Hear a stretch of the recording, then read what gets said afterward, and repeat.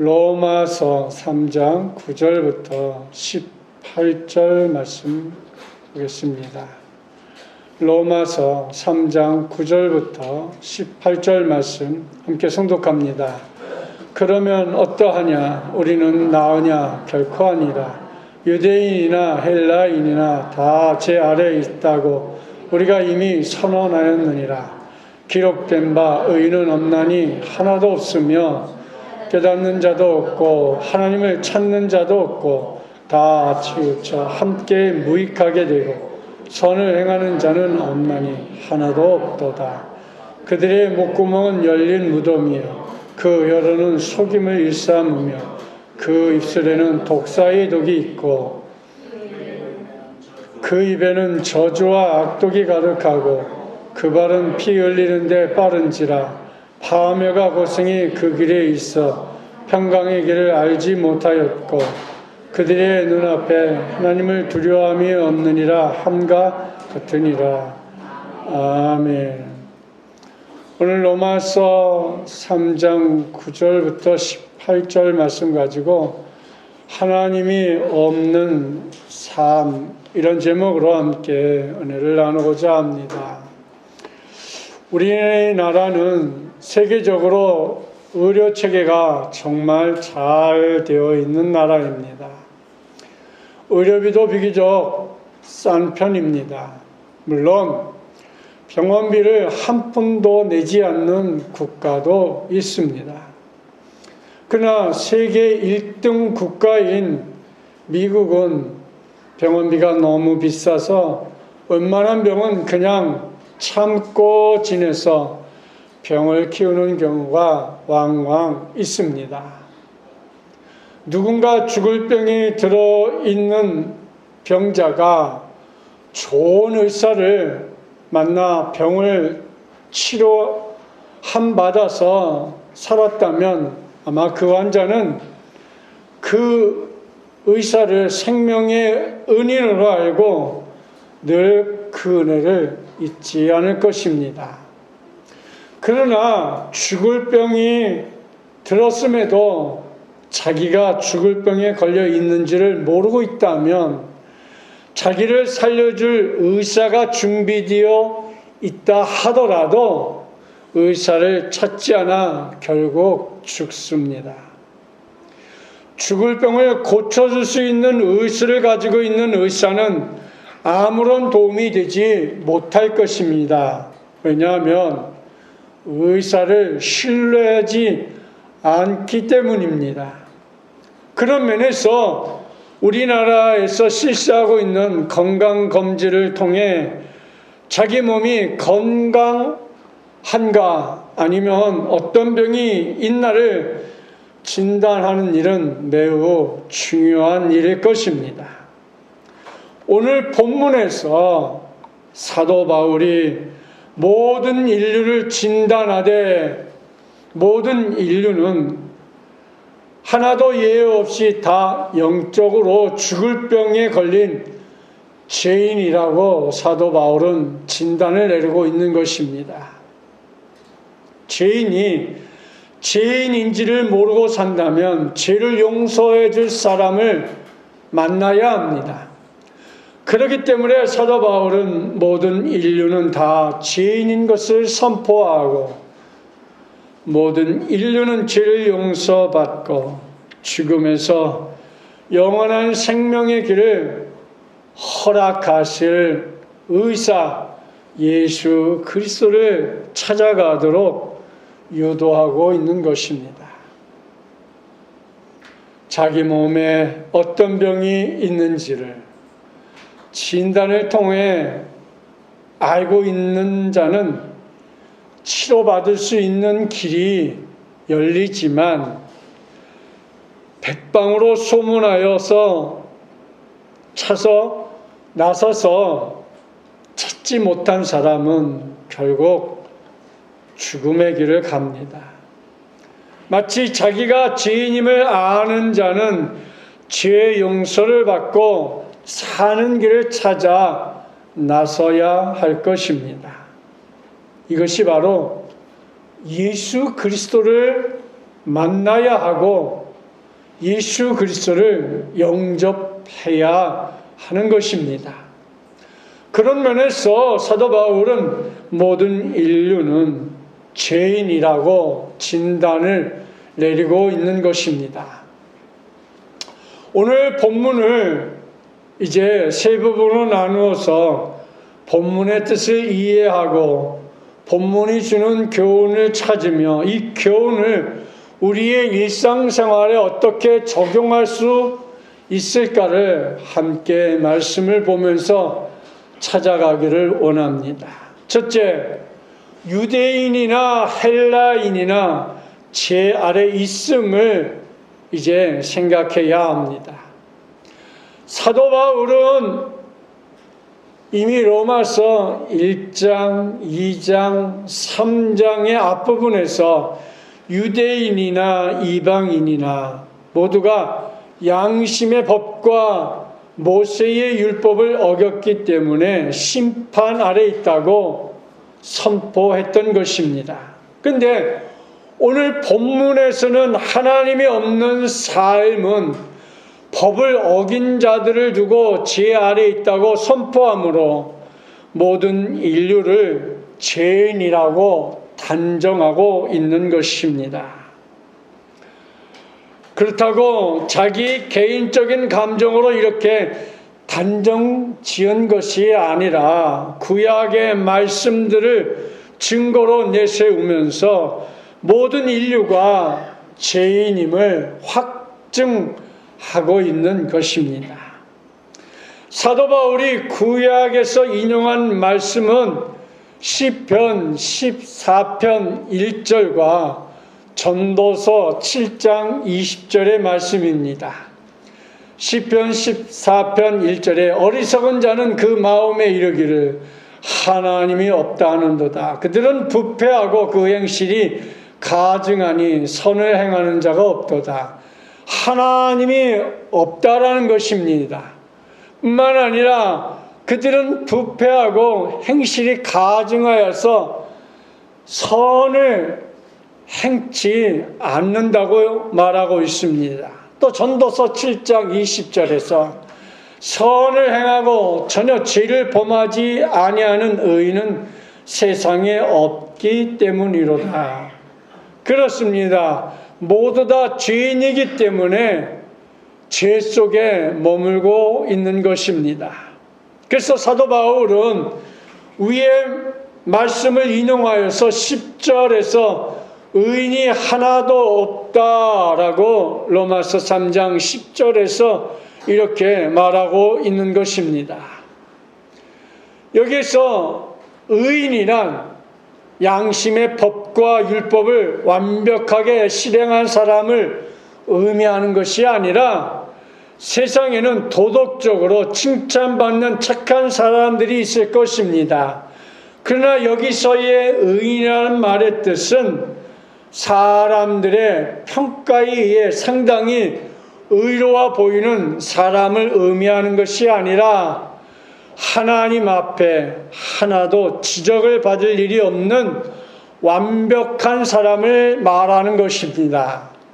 그러나 이 땅에 살아가는 사람들이 죄가 하나도 없는 완벽한 사람은 한 사람도 없습니다. 왜? 우리는 죄인의 자식으로 이 땅에 태어났기 때문에 우리는 이미 원죄를 가지고 태어난 사람들이기 때문에 다 죄인인 것입니다.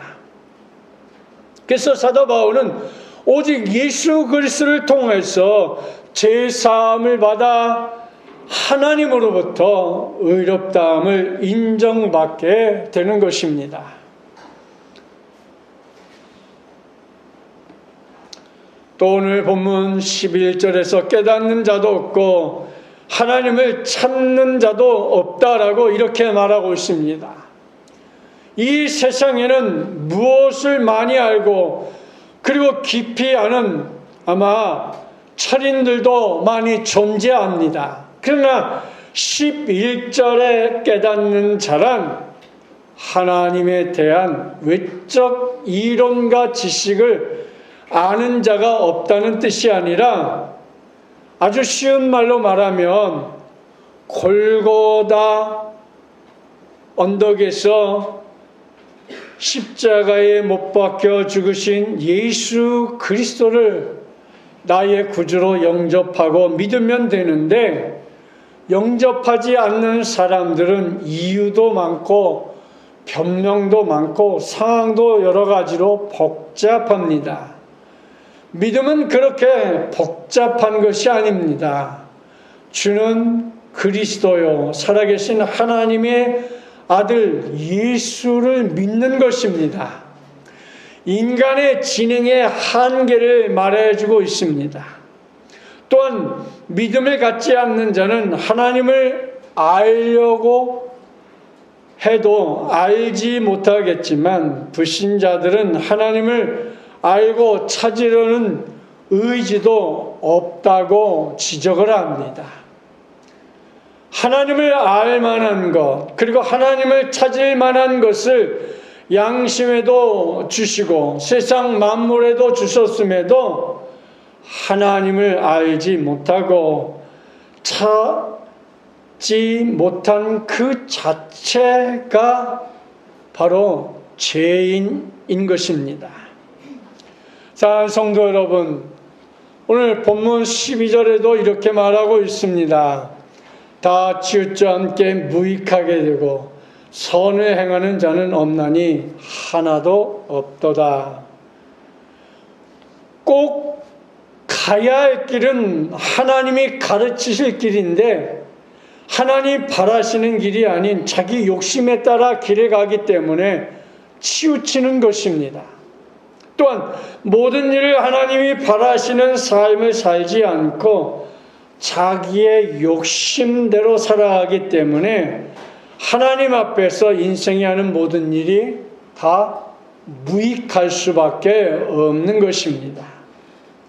선을 행하는 자가 하나도 없다는 말의 뜻은 하나님의 영광을 위해 믿음으로 하는 선이어야 하는데, 불신자들은 믿음 없이 베푼 선이므로 하나님의 기준에 합격되지 못한다는 것을 말해주고 있는 것입니다.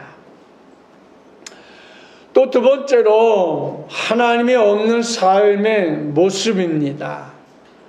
오늘 본문 13절부터 15절의 말씀을 보니까 그들의 목구멍은 열린 무덤이요, 그 혀로는 속임을 일삼으며 그 입술에는 독사의 독이 있고 그 입에는 저주와 악독이 가득하고 그 발은 피 흘리는데 빠른지라. 이 하나님이 없는 삶의 모습 보세요. 이 목구멍이 열린 무덤과 같다는 거예요. 또 우리의 혀로는 거짓을 말한다는 것이죠. 거짓을 밥 먹듯이 한다는 말이에요.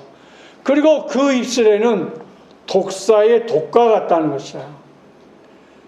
독사의 독이 얼마나 맹독입니까? 마치 우리가 입술에 수많은 저주들을 내뱉는 것과 똑같은 것이죠. 그 입에는 저주와 악독이 가득하다. 그 발은 피 흘리는데 빠른지라 그랬어요. 이렇게 하나님 없는 삶이 얼마나 정말 악독한 그런 모습인지. 그래서 마태복음 23장 24절에 보면 하루살이는 걸러내고 낙타는 삼키는도다 그랬어요. 여러분, 낙타라도 삼킬 수 있는 큰 목구멍을 말하고 있는 것이죠. 또 하나님께서 주신 혀를 잘 사용해야 되는데 그 혀로 남을 속이고 남을 저주하며 악독한 말을 한다는 것입니다. 그리고 정의의 길을 걸어야 할 발이 남을 해치는, 피 흘리는데 빠르다고 지적을 하고 있는 것입니다.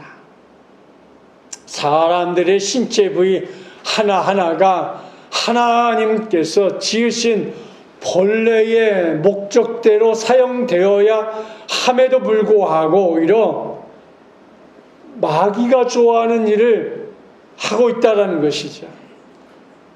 그러니까 하나님 없는 삶의 모습은 마귀가 휘두르는 대로 거기에 조종을 당하고 있는 것이지. 이 모습이 바로 우리가 하나님 없는 삶을 살아가는데, 또 중요한 것은 이단 사상에게 우리가 쉽게 넘어간다는 것이에요. 왜 지난주에도 이단 얘기를 했는데 왜 자꾸 이런 얘기를 하냐면, 이제 코로나가 어느 정도 안정이 되니까 이제 이단들이 이제 대놓고 나와서 길거리에서 전도를 하고 또 전단지를 뿌리며 또 우리에게 다가와서 이제 잘못된 성경 구절을 대가면서 우리에게 포교 활동을 하고 있습니다. 우리가 그들에게 난 자신 있게 이길 수 있다고 생각하는 사람 있으십니까? 별로 없어요. 그들은 그것을 위해서, 여러분 얼마나 그들이 교육을 심하게 하는 줄 알아세요? 조그만 책자 하나를 완벽하게 외우게 하고 거기서 우리를 넘어뜨리려고 날마다 그것을 외우고 또 연구하고 또 외우고 연구하고, 그리고 앞에 사람에게 발표를 해서 그 사람을 넘어오게끔 그렇게 훈련을 몇 개월이고 몇 년이고 하고 우리에게 다가와서 우리에게 자기들은 전도한다고 하는데, 여러분 안 넘어갈 사람 있을 것 같아요? 예전에 어느 집사님이 자기가 똑똑하다고 이상한 데 가서 성경 공부를 하고 거기에 넘어간 그런 성도들이 있었어요. 조금 우리가 교회에서 말씀하는 것보다 조금 더 깊이 들어가고 조금 더 다른 말을 한다고 거기에 푹 빠졌는데, 결국 가다 보니까 결국 자기가 생각해도 아닌 거예요. 그래서 빠져나온 사람은 그래도 지혜로운 사람이고 하나님 말씀을 좀 아는 사람이지만, 완전히 거기에 빠져서 헤어나오지 못하는 이단에 빠져 있는 사람들이 얼마나 많은지 여러분 아십니까?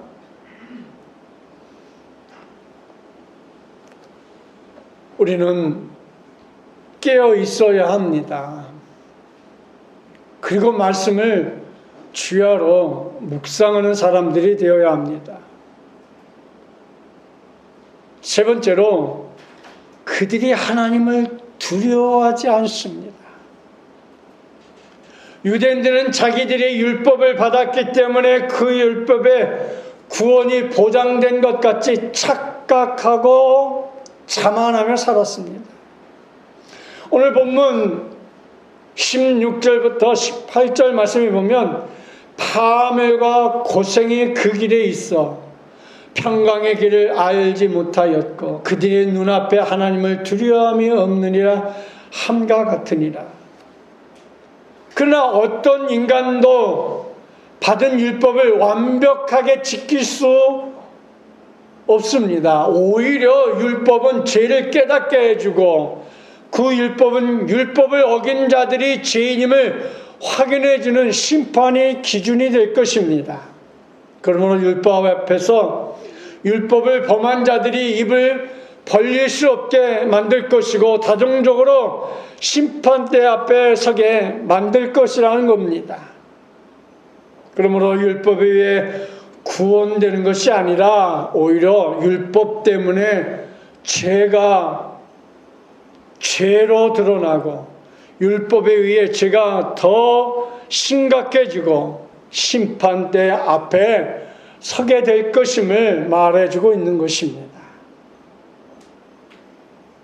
율법이 우리를 구원시켜주는 것이 아니라 예수 그리스도의 십자가 보혈이 우리를 구원해 주는 것입니다. 사랑하는 성도 여러분, 우리들은 오늘 본문을 통해서 어떤 교훈을 받으며 이 교훈을 우리의 일상생활에 어떻게 적용할 수 있겠습니까? 오늘의 교훈은 하나님 밖에 있는 자는 그 누구도 다 죄인이라는 교훈을 가져가야 합니다. 이 세상에는 훌륭하다고 칭찬을 받을 만한 사람들이 많이 존재합니다. 지금도 그들이 많이 있습니다. 훌륭한 사람들이 하나님 없고 예수 그리스도를 나의 구주로 영접하지 아니하면 다 필요 없는, 세상에서는 인정받는 훌륭한 인격 있는 사람인지는 모르지만 예수 그리스도를 영접하지 않으면 그 누구도 하나님의 자녀가 될 수 없다라는 것입니다. 우리가 예수 그리스도로 말미암아 하나님의 자녀가 된다는 것이 얼마나 소중하고 귀한 것인지를 우리는 깨달아야 하는 것입니다.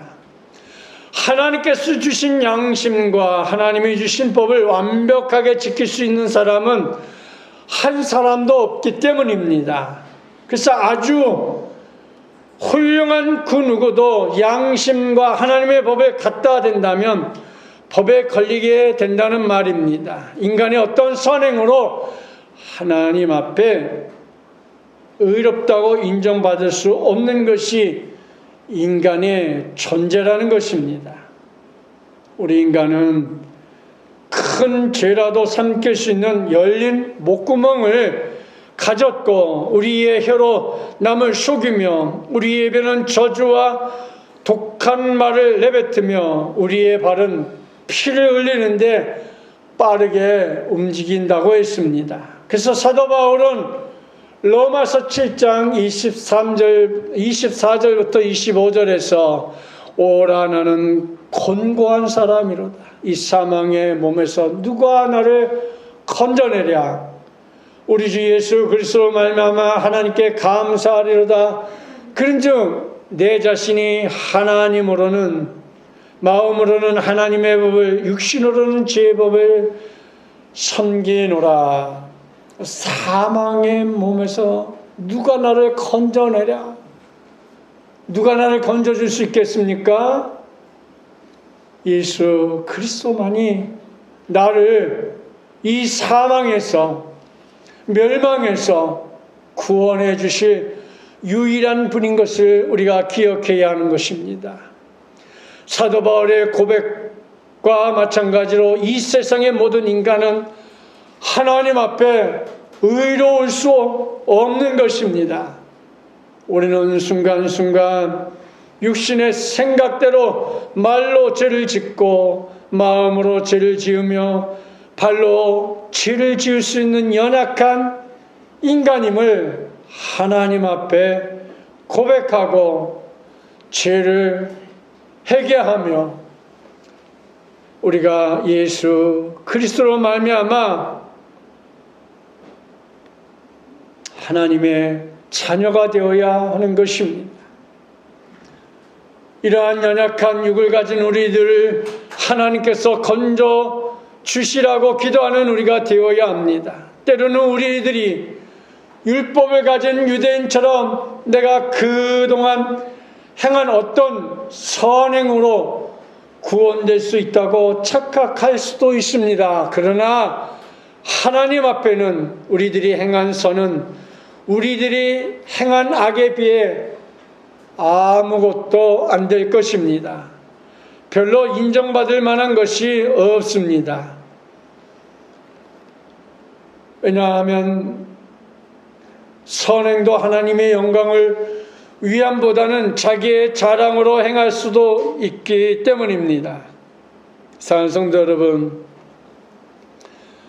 마땅한 자세로 늘 우리는 실수투성인 연약한 나의 죄를 용서해주고 지켜주고 마귀의 입이나 손발에서 우리를 건져주실 분은 예수 그리스도이십니다.